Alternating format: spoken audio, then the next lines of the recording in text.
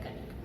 No vasto campo das engenharias dos materiais, nos deparamos com diferentes componentes e propriedades que podem dificultar a vida do engenheiro metalúrgico ou siderúrgico. Nessa apresentação, iremos analisar a ação do componente aço SAI 1040 na confecção de um equipamento utilizado para a acessibilidade de pessoas com mobilidade reduzida. Desde a manipulação de peles e fibras há 10.000 anos antes de Cristo, a era final do bronze, que a evolução do estudo de materiais aplicados à engenharia vem tendo novas descobertas, tanto nas propriedades dos metais quanto na dos polímeros. A composição química e a estrutura atômica dos metais e polímeros se diferenciam por muitas das vezes um dos outros, mesmo sendo da mesma classe. A estrutura cristalina dos metais e polímeros possuem propriedades distintas. Enquanto os metais têm uma alta tenacidade, uma alta condutibilidade elétrica e térmica, alta densidade, os polímeros têm as propriedades inferiores em relação aos metais. Outras propriedades como ponto de fusão, sensibilidade à corrosão, plasticidade e dureza, os metais apresentam uma taxa alta, enquanto os polímeros não. Os metais são compostos por um aglomerado compacto de átomos, denominado estrutura cristalina. A depender das variações das propriedades intensivas, tais como temperatura e pressão, os aços, que são ligas de ferro-carbono, têm as suas estruturas cristalinas modificadas.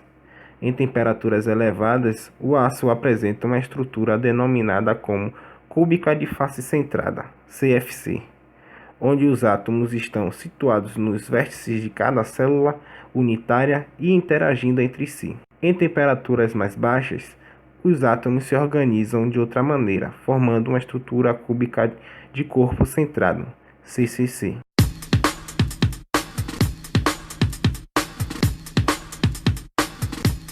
E o resfriamento de um determinado material metálico.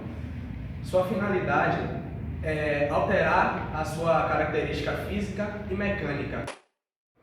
Descoberta ao acaso por ferreiros na Roma Antiga, que resfriavam rapidamente em água suas lanças e espadas previamente conformadas a altas temperaturas, a fim de não mantê-las quentes dentro de suas oficinas, proporcionando assim dureza elevada ao material. O tratamento térmico de têmpera consiste em aquecer o aço até uma temperatura acima da zona crítica, mantendo essa temperatura por um certo tempo, posteriormente resfriando-o bruscamente. Ao aquecermos o material à zona austenítica e reduzirmos a sua temperatura, nós conseguimos alterar a sua microestrutura do tipo de cubo de corpo centrado para o cubo de face centrado. E com isso, nós conseguimos aumentar o fator de empacotamento da microestrutura, aumentando assim a sua dureza final. Para isso, nós elevamos a temperatura, no caso do aço 1040, nós elevamos a temperatura acima dos 830 graus, garantindo assim a zona austenítica, e reduzimos a temperatura bruscamente para que não sejam formadas estruturas com menor dureza do que a martensita, que no caso seriam a ferrita, perlita e a baianita. Após isso, nós realizamos o revenimento, que seria o processo de alívio das tensões criadas pelo resfriamento rápido. O carbono é o elemento primordial para a resistência dos aços comuns, pois durante o processo de tratamento térmico é o principal responsável pelo endurecimento do aço, através da transformação martensítica, exatamente pelo resfriamento rápido. Somente na metade do século passado, descobriu-se o porquê da têmpera proporcionar ao aço um alto grau de dureza. Como o resfriamento do aço é dado rapidamente, não há tempo suficiente para que este, em fase de austenitização, se transforme em ferrita ou perlita, o que propiciaria um baixo grau de dissolução do carbono, de modo que o carbono em excesso continua retido no material em sua fase martensítica, provocando tensões internas diretamente proporcionais ao teor de carbono, sendo assim responsável pela dureza, tal como pela fragilidade do aço em questão. Tem aproximadamente 50% de ferrita e 50% de perlita.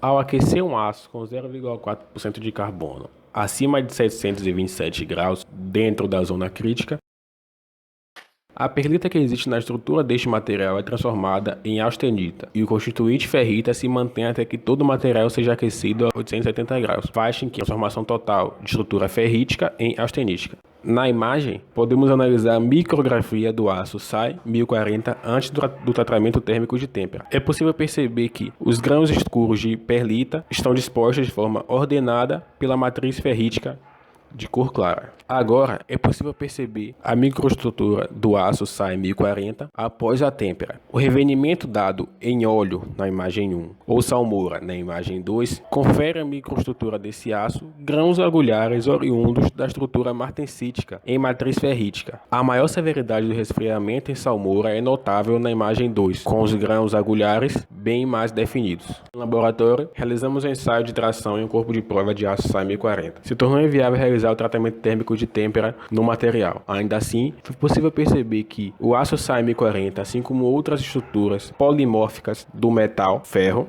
tem características bem particulares. No gráfico tensão-deformação, é possível perceber que o aço sofre uma deformação acentuada em sua zona elástica, mas que vem a romper com maior rapidez, já que seu potencial plástico não é tão bom assim. No gráfico força por distância deformada, comprova-se que o aço SAI 1040 de fato suporta grandes cargas até que sua deformação seja definitiva, vindo a romper posteriormente.